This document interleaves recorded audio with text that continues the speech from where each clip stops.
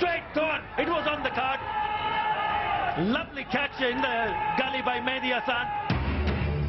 শততম টেস্টে শ্রীলঙ্কার বিপক্ষে দারুণ সূচনা টাইগারদের। মুস্তাফিজ মিরাজের বোলিং তোপে লঙ্কান ব্যাটিং অর্ডারে ধস। ঐতিহাসিক দিনটিকে স্মরণীয় করে রাখতে বাংলাদেশের ক্রিকেটারদের সম্মাননা দিল দুদেশের ক্রিকেট বোর্ড। কলম্বো টেস্টের জন্য কোটি ক্রিকেট সমর্থকের শুভকামনা। বাংলাদেশ যদিও খুব কম সময়ে 100তম টেস্ট খেলতেছে, এটা আমাদের জন্য একটা গর্বের বিষয়। অবশ্যই এই খেলাটা আমাদের মধ্যে ইতিহাস হিসেবে থাকবে। দেখছিলেন প্রধান শিরোনাম। দুপুরের সময়ের সঙ্গে আছি আমি ফারজানা মুমু এবং আমি ফাহমিদা মৌটুসী। এবার অন্যান্য শীর্ষ সংবাদ। গ্যাসের দাম বাড়ানোর প্রতিবাদে বাম দলের নেতাকর্মীদের বিক্ষোভ, পুলিশের সঙ্গে ধাওয়া পাল্টা ধাওয়া, টিয়ার শেল নিক্ষেপ, আহত 7। কুমিল্লা সিটি নির্বাচনে প্রতীক বরাদ্দ পেলেন আওয়ামী লীগ বিএনপি মেয়র প্রার্থী। জয়ের ব্যাপারে আশাবাদী দুজনেই। আনুষ্ঠানিক প্রচারণা শুরু কাল। আন্তর্জাতিক রাজনীতির কারণে 25শে মার্চ গণহত্যা দিবসের স্বীকৃতি পাওয়াটা হবে চ্যালেঞ্জিং, মত বিশেষজ্ঞদের। গবেষণার পাশাপাশি কূটনৈতিক তৎপরতা বাড়ানোর পরামর্শ। চট্টগ্রামে 90 জেএমবিকে নতুনভাবে সংগঠিত করার চেষ্টা জঙ্গি নেতা মুসার। তথ্য পুলিশের। সীতাকুণ্ড এবং মিরসরাই গড়ে তোলা হচ্ছে গোপন আস্তানা। এবং রাজধানীতে নামমাত্র মূল্যে পাওয়া যাচ্ছে বিশ্ববিদ্যালয় সহ সরকারি বেসরকারি প্রতিষ্ঠানের ভুয়া সনদ। প্রশাসন মনিটরিং এর দাবি করলেও আরও নজরদারির তাগিদ বিশেষজ্ঞদের।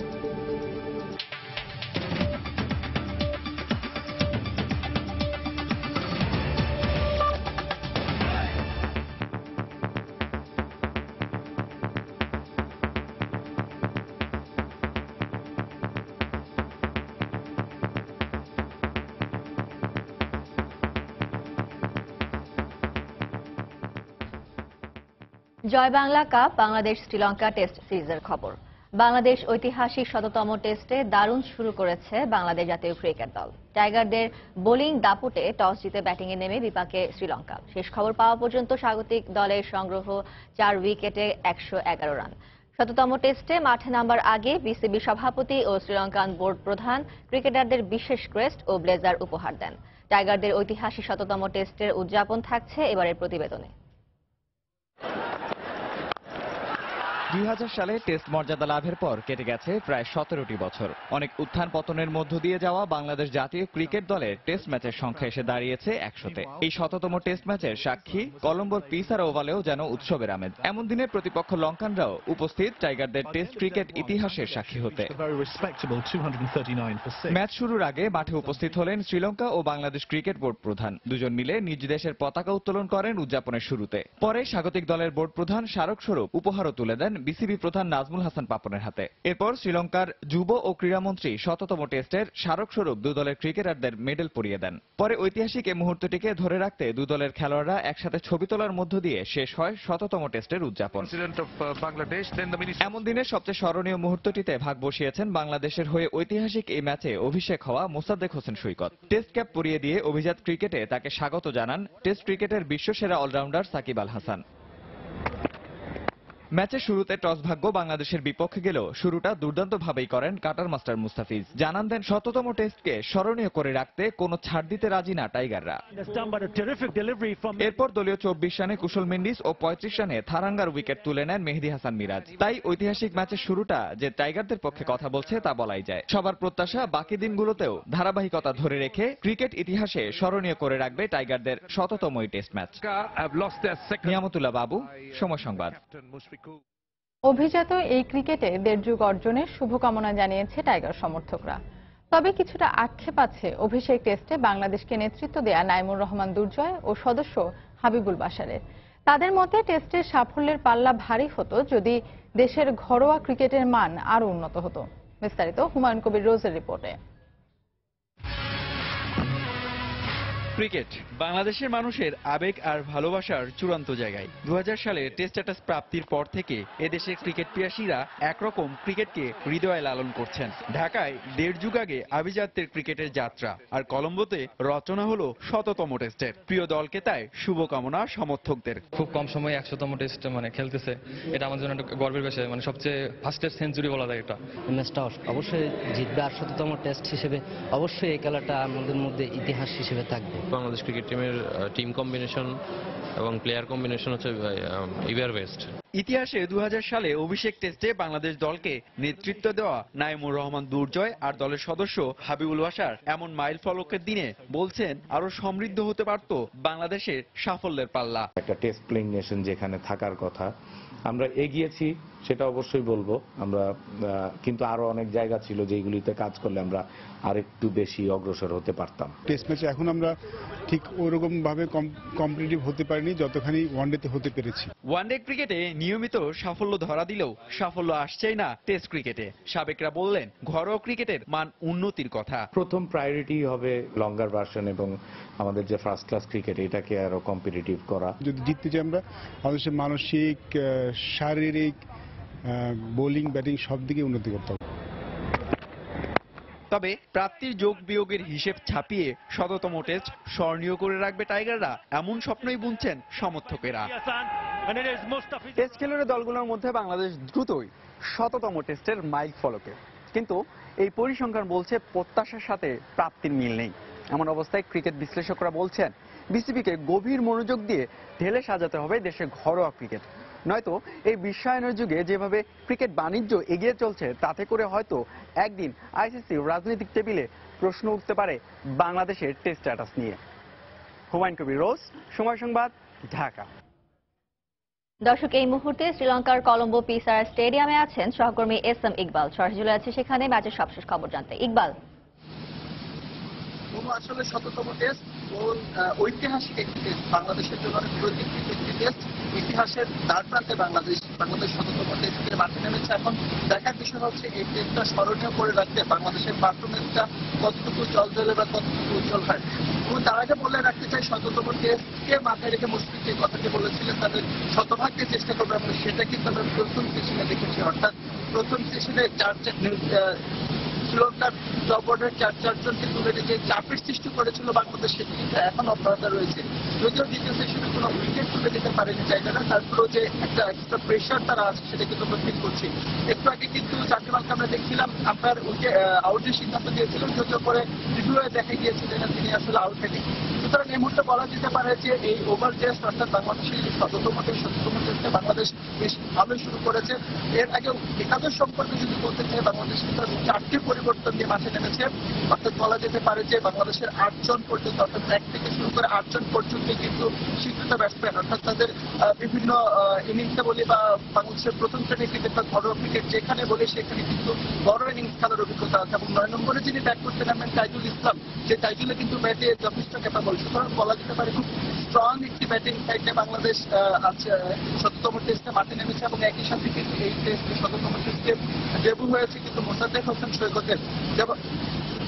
সুতরাং বলা যেতে পারে যে বাংলাদেশ কিন্তু লাইনে আছে, অর্থাৎ প্রথম সেশনে যে চাপ সৃষ্টি করেছিল প্রতিপক্ষের উপর সেই চাপ অব্যাহত রেখে দ্বিতীয় সেশনে যে এখন চলছে সেখানে যদি একটি উইকেট দিয়ে নিতে পারে তাহলে কিন্তু বলা যেতে পারছে প্রথম দিকটা বাংলাদেশ নিজেরই করে নিতে পারবে। তারপর ধারাবাহিকভাবে তৃতীয় সেশনটাও যদি বাংলাদেশ প্রভাব বিস্তার করতে পারে তাহলে বলা যেতে পারে যে 100তম টেস্টের প্রথম দিকটা বাংলাদেশের জন্য স্মরণীয় হয়ে থাকবে। তো মুমু, এই ছিল আমার কাছে সবশেষ।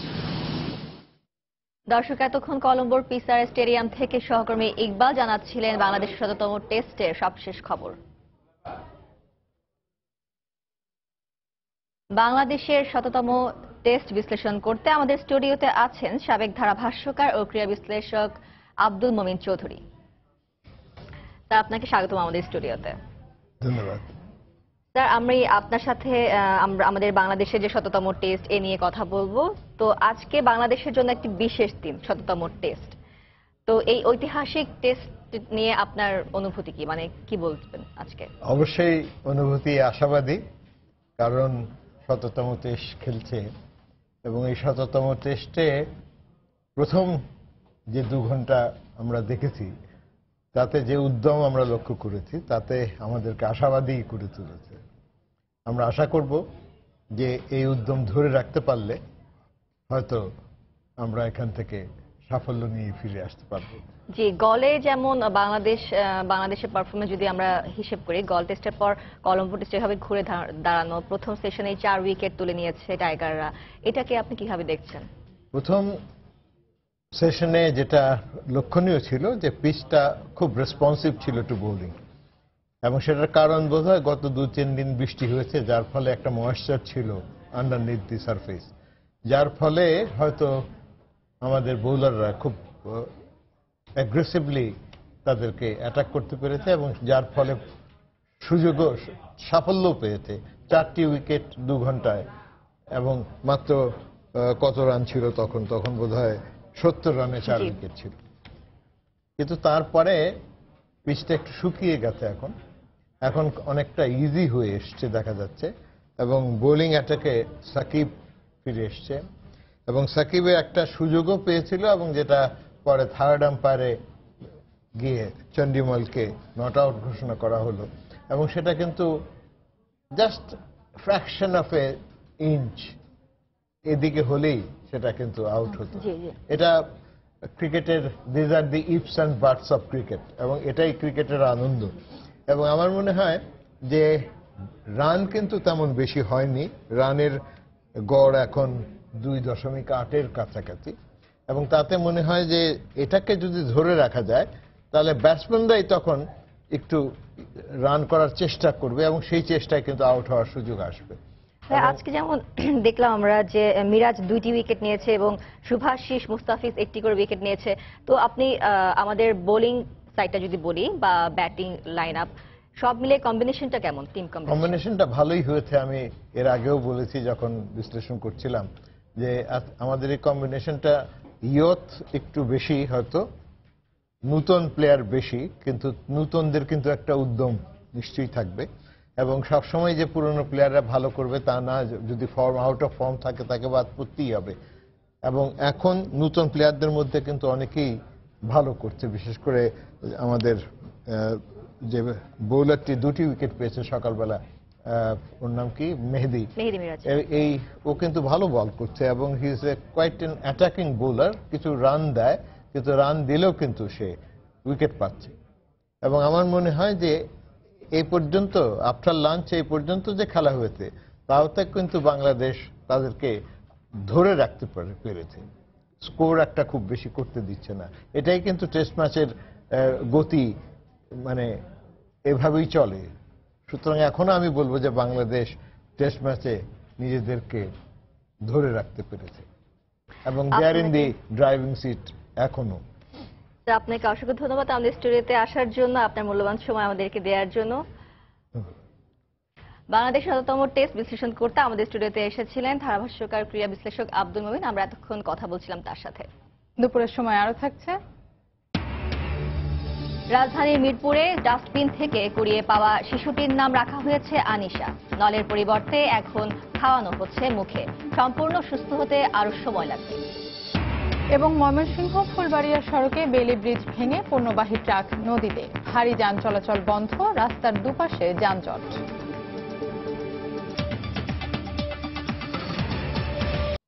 গ্যাসের দাম বাড়ানোর প্রতিবাদে সিপিবি, বাসদ সহ বাম দলগুলোর বিক্ষোভে নেতাকর্মীদের সাথে পুলিশের ধাওয়া পাল্টা ধাওয়ার ঘটনা ঘটেছে। এ সময় বেশ কয়েকজন আহত হয়েছে। জাতীয় প্রেস ক্লাবের সামনে সিপিবি, বাসদের নেতাকর্মীরা জ্বালানি মন্ত্রণালয় ঘেরাও করতে যাবার সময় হাইকোর্ট এলাকার কদমপাড়ার সামনে তাদের ব্যারিকেড দিয়ে আটকে দেয় পুলিশ। এ সময় তারা পুলিশের ব্যারিকেড উপেক্ষা করে সামনে এগোনোর চেষ্টা করলে পুলিশের সাথে ধাওয়া পাল্টা ধাওয়ার ঘটনা ঘটে। পুলিশ পরিস্থিতি নিয়ন্ত্রণে টিয়ার শেল নিক্ষেপ করে।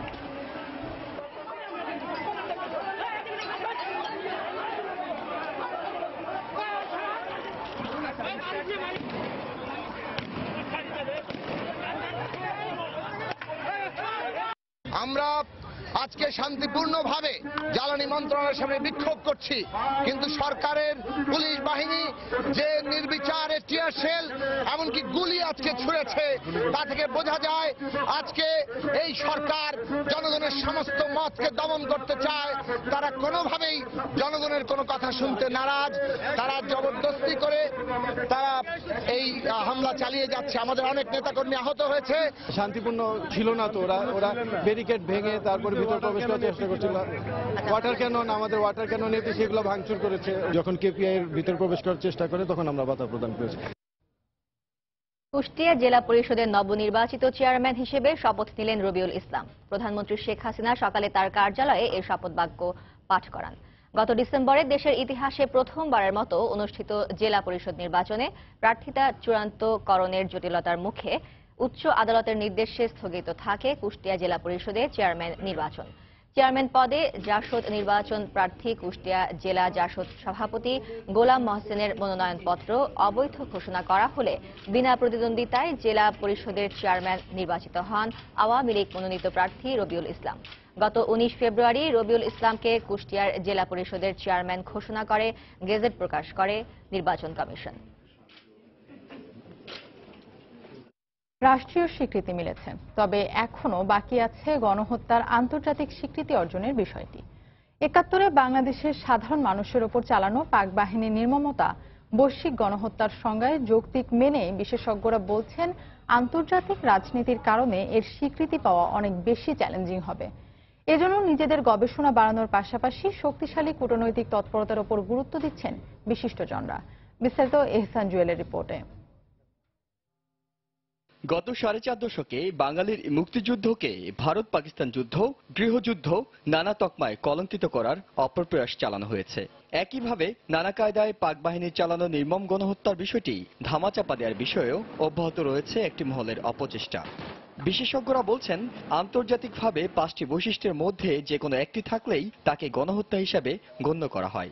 বাংলাদেশে চালানো হত্যাযজ্ঞের সঙ্গে সেখানে প্রথম 4টি বৈশিষ্ট্যের মিল রয়েছে, তাই বৈশ্বিক স্বীকৃতি অর্জন কঠিন নয় বাংলাদেশের পক্ষে। জেনোসাইডের যে বাংলা অনুবাদ আমরা করেছি গণহত্যা, এটা আসলে সঠিক নয়, কারণ জেনোসাইড মানে শুধু হত্যা নয়, জেনোসাইড আরো অন্যরকম ভাবে হতে পারে। সব দিক থেকেই কিন্তু জেনোসাইড আমাদের দেশে হয়েছে, কারো বলাতে বা না বলাতে একটা ফ্যাক্ট কিন্তু বদলে যায় না। ক্যাম্বোডিয়ার গণহত্যার কথা বলি, আর্মেনিয়ার গণহত্যার কথা বলি, এই সমস্ত ঘটনাগুলোতে যেভাবে গণহত্যা হয়েছে, বাংলাদেশের ঘটনাটি তার চেয়ে আরো ভয়াবহ। বাংলাদেশে কি 25 মার্চ গণহত্যা দিবস পালন করা হয়? আর্মেনিয়া যখন আমাদের প্রশ্ন করলো, আমরা বলেছি না, এটা করা হয় না। তো বলল যেদিন বাংলাদেশ পালন করে না সেই দিন আমাদেরকে কেন পালন করতে হবে? বিশ্বের বিভিন্ন দেশে বাংলাদেশের গণহত্যা পাঠ্যসূচিতে থাকলেও দেশে শুধুমাত্র ঢাকা বিশ্ববিদ্যালয় এবং মুক্তিযুদ্ধ জাদুঘরে স্বল্প পরিসরে রয়েছে এর গবেষণা। এর আগে বাংলাদেশ নিজেই রাষ্ট্রীয়ভাবে পালন করেনি গণহত্যা দিবস। তাই অন্যান্য দেশ, এমনকি মুক্তিযুদ্ধে সক্রিয় অংশগ্রহণকারী দেশ ভারতও গণহত্যার বিষয়ে কোনো স্বীকৃতি দিতে পারেনি। তবে এখন সে পথে হাঁটতে পারবে বাংলাদেশ। এটাকে আন্তর্জাতিক গণহত্যা দিবস হিসেবে পালনের জন্য, স্বীকৃতির জন্য আমরা জাতিসংঘে সেই প্রস্তাব উত্থাপন করব। জাতিসংঘে যদি এটাকে গ্রহণ করে তাহলে পরে যারা নাকি যুদ্ধ অপরাধী 195 জন বিশেষ করে সিমলা চুক্তিতে ছিল, সেটা তাদের বিচার আওতায় আনার সুবিধা হবে। 2015 সাল থেকে জাতিসংঘ 9 ডিসেম্বরকে আন্তর্জাতিক গণহত্যা দিবস হিসেবে পালন করে, তাই 25 মার্চকে আন্তর্জাতিকভাবে পালন করা সম্ভব নয়। তবে আগামী মাসে ঢাকায় অনুষ্ঠেয় ইন্টার পার্লামেন্টারি ইউনিয়নের বৈঠকে অংশগ্রহণকারী বিভিন্ন দেশের কাছে গণহত্যার স্বীকৃতির বিষয়টি তুলে ধরবে বাংলাদেশ। 1915 সালে অটোমান সাম্রাজ্যের শেষ দিকে তুরস্কে প্রায় 15 লাখ আর্মেনীয়কে হত্যা করা হয়। প্রায় 100 বছরের আন্দোলনের ফসল হিসেবে গত 1 দশক ধরে ফ্রান্স, রাশিয়া, জার্মানি সহ 20টি দেশ এই ঘটনাকে গণহত্যার স্বীকৃতি দিয়েছে। জাতীয় সংসদে গণহত্যা দিবস পালনের আনুষ্ঠানিক সিদ্ধান্তের পর এখন শক্ত কূটনৈতিক তৎপরতা চালানো গেলে বাংলাদেশের পক্ষেও সম্ভব হবে 71-এর নির্মমতার আন্তর্জাতিক স্বীকৃতি অর্জন। এহসান জুয়েল, সময় সংবাদ, ঢাকা। রাজধানীর নীলক্ষেতে নামমাত্র মূল্যে পাওয়া যাচ্ছে বিশ্ববিদ্যালয় সহ সরকারি বেসরকারি সব প্রতিষ্ঠানের ভুয়া সনদ। বাদ যাচ্ছে না জাতীয় পরিচয়পত্র ও চাকরির নিয়োগপত্র। নকল এসব শিক্ষাগত সনদে মিলছে বিভিন্ন প্রতিষ্ঠানের আকর্ষণীয় চাকরি, এমনটাই বলছেন শিক্ষার্থী সহ সাধারণ মানুষ। ডিএমপি বলছে তারা নিয়মিত বিষয়টি মনিটরিং করছেন। বিশেষজ্ঞদের মতে আইন শৃঙ্খলা রক্ষাকারী বাহিনীকে সমস্যা সমাধানে বাড়াতে হবে নজরদারি। শামসুল হক প্রিন্সের ক্যামেরায় মৌসুমী মোয়ের রিপোর্ট। বলা হয়ে থাকে রাজধানীর নীলক্ষেতে টাকার বিনিময়ে পাওয়া যায় সব ধরনের ভুয়া সনদ। বিষয়টির সত্যতা কতটুকু সেটি জানতে আমরা আজকে নীলক্ষেতের বাকুশা মার্কেটে। যে জাতীয় পরিচয়পত্র স্বীকৃতি দেয় নাগরিকত্বের, যে প্রাতিষ্ঠানিক সনদ নিশ্চিত করে শিক্ষা ও জ্ঞানের মান, যে চাকুরির সনদ দেয় মাথা উঁচু করে বেঁচে থাকার অধিকার, রাজধানীর নীলক্ষেতে টাকার বিনিময়ে পাওয়া যাচ্ছে এসব নকল সনদ। সময় সংবাদের গোপন ক্যামেরায় ধরা পড়ে এমন বেশ কয়েকটি নকল সনদ ছাপার দৃশ্য।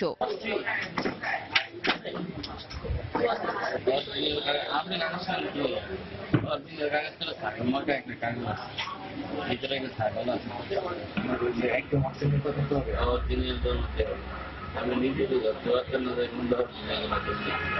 ভালো বিল নিলে আপনি হয়তো ভালো কিনলে ওইটার মধ্যে সেম টু সেম ধরতে পারবেন না। আপনি নিজে শুধুমাত্র সরকারি জায়গায় যদি আপনি দেন খাবেন ভেরিফিকেশন করবেন, তা আপনি ধরেন অরিজিনাল ডুপ্লিকেট ভ্যালিডেটিং করে নেবেন।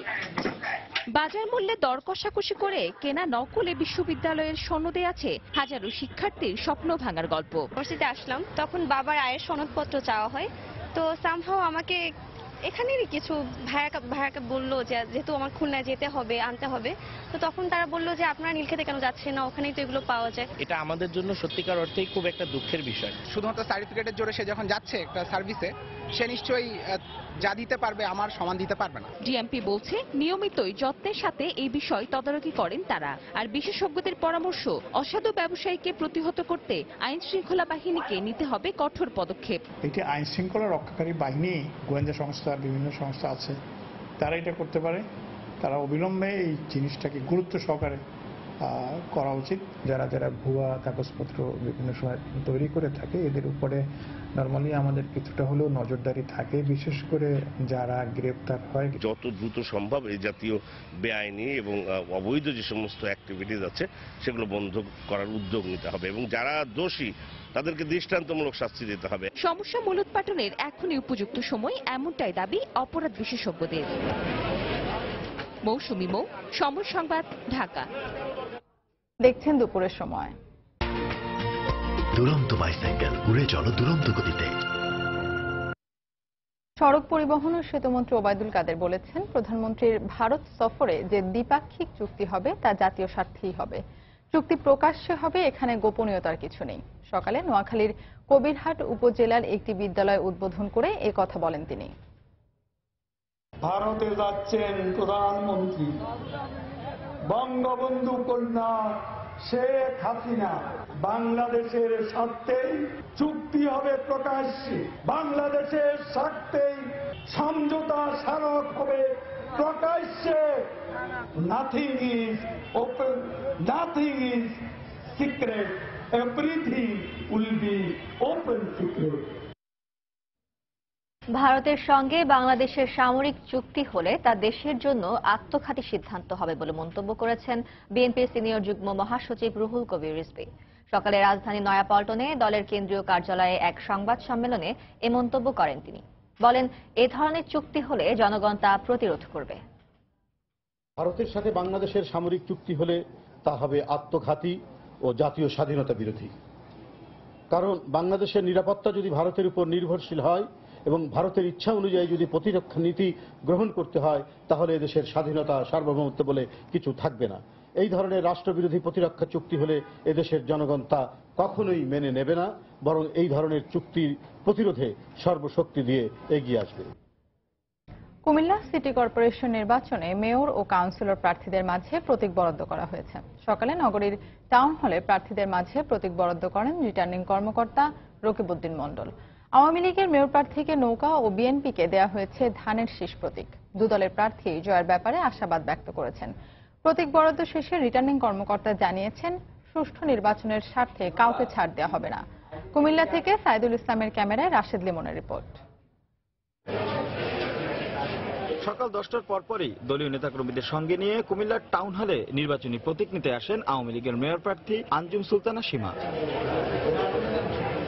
এবারই প্রথম দলীয় প্রতীকে হতে যাচ্ছে কুমিল্লা সিটি নির্বাচন, তাই রিটার্নিং কর্মকর্তা আওয়ামী লীগের প্রার্থী আঞ্জুম সুলতানা সীমাকে প্রতীক হিসাবে আওয়ামী লীগের দলীয় প্রতীক নৌকা বরাদ্দ দেন। প্রতীক গ্রহণ শেষে আওয়ামী লীগ প্রার্থী দাবি করেন ভোটাররা এবার তাকেই বেছে নেবেন।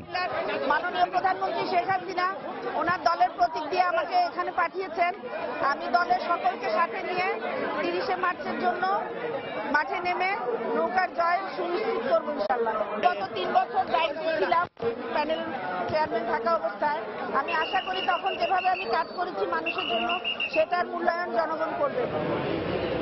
এর কিছুক্ষণ পর বিএনপির দলীয় প্রতীক ধানের শীষ তুলে দেওয়া হয় দলের মনোনীত প্রার্থী ও সাবেক মেয়র মনিরুল হক চাক্কুর হাতে। এ সময় দলের নেতাকর্মীরা তার সঙ্গে ছিলেন। প্রতীক গ্রহণ শেষে চাক্কু দাবি করেন এবার তার সাথে দলের সমর্থন থাকায় কুমিল্লাবাসী আবারও তাকে মেয়র হিসেবে নির্বাচিত করবে। আমি পূর্ব অভিজ্ঞতা আছে, এখন দল আমার সঙ্গে সম্পূর্ণ দল আমার সঙ্গে আছে, সেজন্য আমি নির্বাচন করতেছি। আমি আশাবাদী ইনশাল্লাহ 30 তারিখে আমি আমার জনগণ আমাকে রায় দিবে। তারা বিভিন্ন ভাবে বিভিন্ন জাতীয় তারা মিছিল করছে, এটা ঠিক না। নির্বাচন আইনের এটা পরিপন্থী। মাননীয় এমপি সাহেব উনি 250 বেডে না হলো 1000 ডাক্তারের সামনে উনি ডাইরেক্ট নৌকার পক্ষে বক্তৃতা। এই দিন প্রতীক বরাদ্দ করা হয় 27টি ওয়ার্ডের কাউন্সিলর ও সংরক্ষিত মহিলা কাউন্সিলরদের মাঝেও। নাগরিক কোনো সমাধান থাকবে না, আর সন্ত্রাস আর মাদক 17 নম্বর ওয়ার্ডের মাটিতে থাকতে পারবে না। দীর্ঘদিন জনগণের সাথে আমি কাজ করেছি, জনগণ আমাকে চায়। আমি মনে করি জনগণের আমি আরো সেবা দিতে পারবো। এদিকে প্রতীক বরাদ্দ শেষে রিটার্নিং কর্মকর্তা জানান নির্বাচনী আচরণবিধি যেই লঙ্ঘন করুক না কেন তার বিরুদ্ধে ব্যবস্থা নেওয়া হবে। আমরা এখানে কোনো পক্ষপাতিত্বর কোনো অবকাশ নাই। আপনারা সবাই আমাদেরকে সব প্রার্থী আমাদেরকে সহযোগিতা করবেন। সবাই নির্বাচন যাতে অবাধ, নিরপেক্ষ, শান্তিপূর্ণ পরিবেশে হয় এবং ভোটাররা যাতে নির্বিঘ্নে তাদের ভোট কেন্দ্রে ভোটাধিকার প্রয়োগ করতে পারে। যে কোনো লোক যদি আচরণবিধি লঙ্ঘন করে আমরা কিন্তু সবার বিরুদ্ধে ব্যবস্থা গ্রহণ করেছি এবং করব। 30 মার্চ কুমিল্লা সিটি কর্পোরেশন নির্বাচনের ভোট গ্রহণ। রাশেদ লিমন, সময় সংবাদ, কুমিল্লা। দুপুরের সময় আরও থাকছে। তুষারঝড় স্টেলা আঘাত হানার পর নিউ ইয়র্ক সহ যুক্তরাষ্ট্রের উত্তর পূর্বাঞ্চলীয় রাজ্যে স্বাভাবিক হতে শুরু করেছে জনজীবন। রাস্তাঘাট পিচ্ছিল হয়ে যাওয়ায় দুর্ঘটনার আশঙ্কা। জঙ্গি নেতা মুসার সংগঠনের আমির হিসেবে দায়িত্ব পাওয়ার পর চট্টগ্রামে অবস্থান নিয়ে 90 জেএমবিকে নতুনভাবে সংগঠিত করার চেষ্টা করছে বলে চাঞ্চল্যকর তথ্য পেয়েছে পুলিশ। ঢাকায় টানা অভিযানের কারণে চট্টগ্রামের বিভিন্ন উপজেলার পাশাপাশি কক্সবাজার এবং বান্দরবান হয়ে উঠেছে তার বিচরণ ক্ষেত্র। যোগাযোগের সুবিধার্থে ঢাকা চট্টগ্রাম মহাসড়কের নিকটবর্তী সীতাকুণ্ড এবং মিরসরাইয়ে গড়ে তোলা হচ্ছে গোপন আস্তানা। তবে দ্রুত স্থান পরিবর্তন করায় আইন শৃঙ্খলা বাহিনী তাকে আইনের আওতায় আনতে পারছে না বলে জানিয়েছেন চট্টগ্রাম রেঞ্জের ডিআইজি। বিস্তারিত জানাচ্ছেন কমল দে। ঢাকার হলি আর্টিজানে ভয়াবহ হামলার পর দেশজুড়ে শুরু হয় আইন শৃঙ্খলা বাহিনীর জঙ্গিবাদ বিরোধী বিশেষ অভিযান। এর মাঝে রাজধানী ঢাকায় কাউন্টার টেররিজম ইউনিটের লাগাতার অভিযান এবং বন্দুকযুদ্ধে একের পর এক জঙ্গি সদস্য মারা যাওয়ার প্রেক্ষিতে 90 জেএমবি বর্তমানে অনেকটাই কোণঠাসা। এই অবস্থায় নতুনভাবে সংগঠিত হওয়ার জন্য তারা বেছে নিয়েছে সাগর ও পাহাড় বেষ্টিত বৃহত্তর চট্টগ্রামকে। সংগঠনটির নতুন নেতা হিসেবে আবির্ভূত হয়েছে মুসা নামে একজন। চট্টগ্রামের পাশাপাশি কক্সবাজার ও বান্দরবান তার বিচরণের নিশ্চিত তথ্য পেয়েছে আইন শৃঙ্খলা বাহিনী। মূলত এই অঞ্চলে আমরা একজন তাদের শীর্ষ নেতা উনি অবস্থান করে আছেন। চট্টগ্রাম, কক্সবাজার, বান্দরবান এই বিভিন্ন এলাকায় তার যাতায়াত আমরা মনিটর করে পাচ্ছি। গত 8 মার্চ রাতে বীরেশ্বরে সন্ধান পাওয়া জঙ্গি আস্তানায় অবস্থান ছিল এ মুসার। তার নির্দেশনা অনুযায়ী তৈরি করা হচ্ছিল শক্তিশালী গ্রেনেড। তাই বিস্ফোরক উদ্ধারের ঘটনায় সন্ত্রাস বিরোধী আইনে দায়েরকৃত মামলায় মুসাকেও আসামি হিসেবে এজাহারভুক্ত করা হয়েছে। এই মামলায় 90 জেএমবির এই অঞ্চলের চট্টগ্রাম অঞ্চলের যে কমান্ডার বা অর্গানাইজার তার নামটাও এজাহারে উঠে আসে। তার যে নামটা প্রকাশিত এটা হলো মুসা।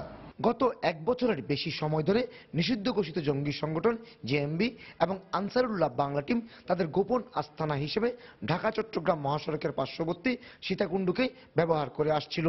তবে নব্য জেএমবিও বেছে নিয়েছে এই মহাসড়কের মিরেশ্বরাইকে। একদিকে হাইওয়ে আছে, অন্যদিকে রেল যোগাযোগ আছে, আর পলানোর জন্য লুকানোর জন্য পিছনেই পাহাড়ি অঞ্চলও আছে। এই অঞ্চলটা বেছে নেয়। আর আরেকটা বিষয় হলো যে এখানে আপনার প্রচুর ইন্ডাস্ট্রি আছে। কুমিল্লায় আটক হওয়া মাহমুদুল হাসান এবং জসিম সংগঠনের শীর্ষ নেতা মুসার নির্দেশে ঢাকা যাওয়ার কথা পুলিশের জিজ্ঞাসাবাদে স্বীকার করেছে বলে জানিয়েছেন চট্টগ্রাম রেঞ্জের ডিআইজি। কমল দে, সময় সংবাদ, চট্টগ্রাম। দেখছেন দুপুরের সময়। টেল সুপ্রিম চেয়ারের পারফেক্ট শেপ আর ডিজাইন আপনাকে দেয় 100% কমফোর্ট। টেল সুপ্রিম চেয়ার। রাজধানীর মিরপুরে ডাস্টবিন থেকে কুড়িয়ে পাওয়া শিশুটির নাম রাখা হয়েছে আনিশা। তার শারীরিক অবস্থা আগের চেয়ে ভালো এবং নলের পরিবর্তে মুখে খাওয়ানো শুরু হয়েছে বলে জানিয়েছেন চিকিৎসকরা। তবে উদ্ধার হওয়ার আগে অযত্ন অবহেলায় তৈরি হওয়া ধকল কাটাতে আরও কিছুদিন সময় লাগবে বলে জানান সংশ্লিষ্টরা।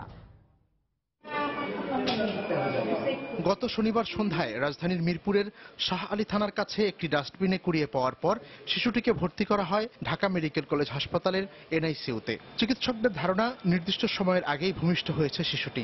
ওজন অপরিবর্তিত থাকলেও শরীরের আঘাতের চিহ্ন এবং জন্ডিসের প্রভাব কিছুটা কমেছে। যেদিন এসছে সেদিন অনেকে বলেছে একদিনে, কিন্তু আমাদের ওর নাভি এবং অন্য সবকিছু দেখে মনে হয়েছে যে 2 থেকে 3 দিন মিনিমাম তার বয়স। এখন আমাদের এখানে আসার পরে আস্তে আস্তে আস্তে আস্তে করে তার কিছুটা উন্নতি হয়েছে। এখন সে অ্যান্টিবায়োটিক পাচ্ছে, স্যালাইন পাচ্ছে, আর মুখেও খাবার নিতে পারছে। আজকে আমরা 8 ml করে খাবার দেওয়ার প্ল্যান করেছি। চিকিৎসকরা জানান নবজাতক বিভাগের সেবিকারা শিশুটির নাম রেখেছেন। রক্ত সহ অন্যান্য পরীক্ষা নিরীক্ষার জন্য তাকে আরো কিছুদিন নিবিড় পরিচর্যা কেন্দ্রে রাখতে হবে। তার ফটোথেরাপিতে জন্ডিস এখন অনেকটা কমে গেছে। সে আগের তুলনায় খারাপ হয়নি, মোটামুটি স্টেবল আছে। জন্ডিসের সমস্যা, খাদ্য না হইলে পরে তার ইনফেকশনের সমস্যা, এই সমস্যাগুলা ভবিষ্যতে হতে পারে। সবচেয়ে বড় সমস্যা হলো ইনফেকশন।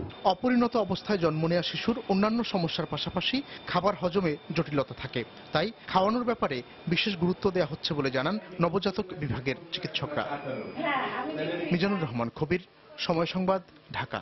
ভোক্তাদের স্বার্থ রক্ষায় ভোক্তা সংরক্ষণ অধিদপ্তরের কার্যক্রমকে আরও গতিশীল করার আহ্বান জানিয়েছেন বাণিজ্য মন্ত্রী তোফায়েল আহমেদ। রাজধানীর কারওয়ান বাজারের টিসিবি কার্যালয়ে ভোক্তা অধিকার সংরক্ষণ দিবস উপলক্ষে আয়োজিত আলোচনা সভায় তিনি আরও বলেন, ভোক্তা অধিকার নিশ্চিতে সংশ্লিষ্ট সব কার্যালয় ও কর্মকর্তাদের আরও জোরালো ভূমিকা পালনের আহ্বান জানান তিনি। ভোক্তাদের স্বার্থ রক্ষা করার জন্য যা যা করার দরকার তা করতে হবে। আমাদের ইউনিয়নে অফিস করা, উপজেলা অফিস করা, জেলা অফিস করা, বিভাগীয় হেডকোয়ার্টার অফিস, এগুলি আছে বলে আমাকে বলা হয়েছে। তবে যেভাবে আছে সেভাবে না, এটাকে আরো বেশি গতিশীল করতে হবে। ডিজিটাল বাংলাদেশ স্বপ্ন না, এখন এটা বাস্তব।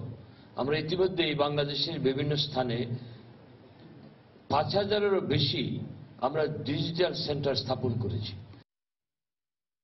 ময়মনসিংহে পণ্য বোঝাই ট্রাক নিয়ে বেইলি ব্রিজ ভেঙে পড়েছে। এতে প্রায় 3.5 ঘন্টা ময়মনসিংহ ফুলবাড়িয়া সড়কে যান চলাচল বন্ধ থাকে। এ সময় রাস্তার দুপাশে যানজটের সৃষ্টি হয়। স্থানীয়রা জানান, সকালে ময়মনসিংহ ফুলবাড়িয়া সড়কের দাপুনিয়া বাজারে পণ্যবাহী ট্রাক সহ বেইলি ব্রিজ ভেঙে সুতিয়া নদীতে পড়ে যায়। এতে সড়কে যান চলাচল বন্ধ হয়ে যায়। প্রায় 3.5 ঘন্টা পর বিকল্প ব্যবস্থায় হালকা যানবাহন চলতে শুরু হয়।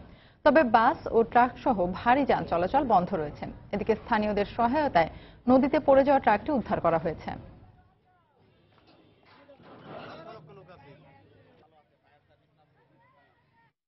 দেশের বাইরের খবর। তুষারঝড় স্টেইলা আঘাত হানার পর যুক্তরাষ্ট্রের নিউ ইয়র্ক সহ উত্তর পূর্বাঞ্চলীয় কয়েকটি রাজ্যে জনজীবন স্বাভাবিক হতে শুরু করেছে। টানা কয়েক ঘন্টার ব্যাপক তুষারপাতে কয়েক ইঞ্চি বরফ জমেছে। রাস্তাঘাট পিচ্ছিল হয়ে যাওয়ায় দুর্ঘটনার আশঙ্কা করা হচ্ছে। সেখানকার সবশেষ খবর জানিয়েছেন আমাদের প্রতিনিধি শিহাবুদ্দিন কিসলু। অত্যন্ত শক্তিশালী এবং দ্রুত ছড়িয়ে পড়ার যে চরিত্র, সেই চরিত্রের কারণে তুষারঝড় স্টেলাকে ওয়েদার বম্ব বলছেন আবহাওয়াবিদরা। এবং এই weather bomb Stella new York ছেড়ে গেছে এবং এরই মধ্যে আমরা দেখতে পাচ্ছি যে তুষারপাত বন্ধ হয়েছে। তবে যে দুর্ভোগ, সেই দুর্ভোগ কিন্তু কমেনি, বরং বাড়ছে। কারণ আবহাওয়াবিদরা বলছে যে আজকে সারাদিন তাপমাত্রা যদিও 30-এর ঘরে ছিল, কিন্তু আজ রাতে সেটি দ্রুত নেমে -5 ডিগ্রিতে যাবে, যে কারণে এই যে তুষারপাত হয়েছে এবং এই তুষার জমে এটা শক্ত বরফে পরিণত হবে এবং চলাচলের ক্ষেত্রেই যে সমস্যা তা না, এটি সামগ্রিকভাবে তাপমাত্রার ক্ষেত্রেও প্রভাব ফেলবে। নিউ ইয়র্ক রাজ্যে সর্বমোট 23.2 ইঞ্চি তুষারপাত হয়েছে, তবে নিউ ইয়র্ক সিটিতে মাত্র 7.2 ইঞ্চি তুষারপাত হয়েছে, যেটি আশঙ্কার চেয়ে অনেক কম। তবে এই কম তুষারপাতের কারণই একটি, তারা বলছে যে দ্রুত ছড়িয়ে পড়ার যে চরিত্র সেটির কারণে স্টেলার যে গতিপথ সামান্য পরিবর্তন হয়েছে। সাবওয়ে সহ বাস চলাচল সন্ধ্যা 6টা থেকে শুরু হয়েছে পুনরায় এবং অন্যান্য যান চলাচল স্বাভাবিক হয়ে আসছে। তবে যেটি হচ্ছে যে সাধারণ মানুষ তাদের কাজে কর্মে যে যেতে পারেননি। এমপ্লয়ি 10 জন একটা দোকানের মধ্যে 2 জন চলে আসছে, আবার অনেকে আসে না, এতে ব্যবসার অনেক ক্ষতি হচ্ছে। রাস্তাঘাট প্রচুর স্লিপারি হয়ে গেছে। তুষারে আস্তে করে একটু নেমে যাওয়াতে, কমে যাওয়াতে এখন আবার অফিস থেকে সবাইকে ডাকাডাকি করছে, উপায় নেই, বেরোতে হয়েছে। নিউ জার্সি সহ কানেকটিকাট এবং উত্তর পূর্বাঞ্চলীয় বেশ কয়েকটি স্টেটে এখনো পরিস্থিতি অপরিবর্তিত রয়েছে। তুষার ঝড়ের কারণে নিউ ইয়র্কে প্রায় 2800 বিমান ফ্লাইট সহ মোট 5800 বিমান ফ্লাইট বাতিল করা হয়েছিল এবং রেল যোগাযোগ সেটিও বন্ধ ছিল। শুধুমাত্র সীমিত আকারে বাস চলাচল এবং ট্যাক্সি চলাচল করেছে। শিহাবুদ্দিন কিসলু, সময় সংবাদ, নিউ ইয়র্ক, যুক্তরাষ্ট্র।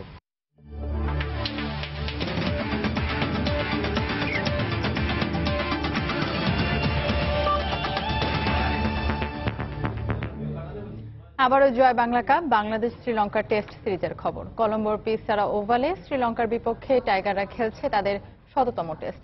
এমন ঐতিহাসিক দিনে সবার মতো রোমাঞ্চিত দেশের বিনোদন জগতের তারকারাও। আমাদের সহকর্মী সজল মিত্র রিচার্ডের সাথে আছেন অভিনেত্রী স্বাগতা। আমরা সরাসরি চলে যাচ্ছি সেখানে।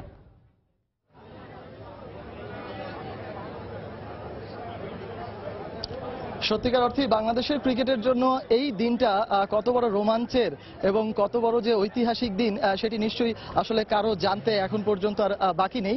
আর এই 100তম টেস্টের দিনে যখন শ্রীলঙ্কার বিপক্ষে বাংলাদেশ খেলছে, বাংলাদেশ প্রথম সেশনে যে দাপট দেখিয়েছে, সেই দাপটের প্রভাবে আমরা কিন্তু বলতেই পারি যে বাংলাদেশ দল 100তম টেস্ট কিন্তু মোটামুটি স্মরণীয় করে রাখতে যাচ্ছে, সেটি কিন্তু একেবারে বলাই যায়। তো শুধু এটি ক্রিকেটারদের নয়, কিংবা ক্রিকেট বোদ্ধাদের নয়, কিংবা টাইগার বা ক্রিকেট ভক্তদের নয়, এটি কিন্তু ছুঁয়ে গেছে আসলে আমাদের দেশের বিনোদন জগতে যারা আছেন তাদেরকেও। আমরা তাদের মধ্য থেকে একটু অনুভূতি জানতে চাইব যে 100তম টেস্ট চলছে বাংলাদেশের। আমার সাথে এই মুহূর্তে যিনি আছেন তিনি হচ্ছেন অভিনেত্রী স্বাগতা। তার কাছে জানতে চাইব বাংলাদেশের এই 100তম টেস্টে আসলে আপনার অনুভূতিটা কি, মানে আপনার কাছে কি মনে হচ্ছে, এই রোমাঞ্চ কতটুকু আপনাকে ছুঁয়ে যাচ্ছে?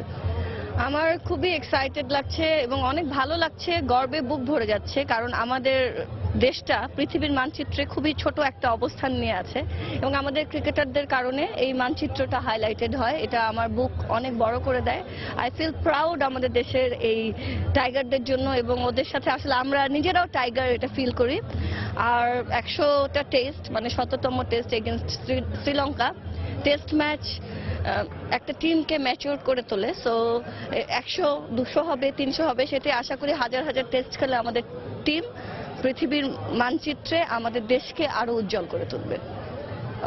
ধন্যবাদ আপু। আর এই মুহূর্তে আমি একটু তায়েব ভাইয়ের কাছে যেতে চাইবো যে আপনার কাছে কি মনে হয় 100তম টেস্ট কতটুকু রোমাঞ্চিত করেছে আপনাকে, ছোট্ট করে যদি একটু বলতেন। ভীষণ করে, আমি আগেও বলেছি আবার বলছি যে এই যে 100তম যে টেস্ট, আমাদের আসলে প্রত্যাশা অনেক, যাই পাই না কেন তাদের কাছে প্রত্যাশা অনেক বেশি এবং তারা পূরণও করেছে। আমি বিশ্বাস করি এবারও তারা পূরণ করবে, আমরা জয়ী হব। আসলে যেমনটা বলছিলেন আমাদের স্বাগতা আপু এবং তায়েব ভাইয়া, তাদেরকেও যথেষ্ট পরিমাণ রোমাঞ্চিত করেছে এই 100তম টেস্ট ম্যাচটি। টাইগার ভক্তদের জন্য প্রত্যাশিত একটা ফলাফল উপহার দেবে বাংলাদেশের টাইগার ক্রিকেটাররা, বাংলাদেশের সাকিব মুশফিকরা, সেই প্রত্যাশা এখন সবারই। ফিরে যাচ্ছি স্টুডিওতে। দর্শক, বাংলাদেশের 100তম টেস্ট উপলক্ষে নিজেদের অনুভূতি ব্যক্ত করছিলেন বিনোদন জগতের তারকারা। আমরা তখন সরাসরি ছিলাম সেখানে। দুপুরের সময় এই পর্যায়ের শীর্ষ সংবাদ জানিয়ে দিচ্ছি আর একবার। Straight gone. It was on the card. Lovely catch in the gully by Mehdi Hasan. 100তম টেস্টে শ্রীলঙ্কার বিপক্ষে দারুণ সূচনা টাইগারদের। মুস্তাফিজ মিরাজের বোলিং তোপে লঙ্কান ব্যাটিং অর্ডারে ধস। গ্যাসের দাম বাড়ানোর প্রতিবাদে বাম দলের নেতাকর্মীদের বিক্ষোভ। পুলিশের সঙ্গে ধাওয়া পাল্টা ধাওয়া, টিয়ারশেল নিক্ষেপ, আহত 7। কুমিল্লা সিটি নির্বাচনে প্রতীক বরাদ্দ পেলেন আওয়ামী লীগ বিএনপি মেয়র প্রার্থী। জয়ের ব্যাপারে আশাবাদী দুজনেই। আনুষ্ঠানিক প্রচারণা শুরু কাল। আন্তর্জাতিক রাজনীতির কারণে 25শে মার্চ গণহত্যা দিবসের স্বীকৃতি পাওয়াটা হবে চ্যালেঞ্জিং। বিশেষজ্ঞদের গবেষণার পাশাপাশি কূটনৈতিক তৎপরতা বাড়ানোর পরামর্শ। এবং রাজধানীতে নামমাত্র মূল্যে পাওয়া যাচ্ছে বিশ্ববিদ্যালয় সহ সরকারি বেসরকারি প্রতিষ্ঠানের ভুয়া সনদ। প্রশাসন মনিটরিং এর দাবি করলেও আরো নজরদারির তাগিদ বিশেষজ্ঞদের। এই ছিল দুপুরের সময়। যে কোনো খবর পেতে ভিজিট করুন সময় নিউজ.টিভি আর সঙ্গে থাকুন সময়।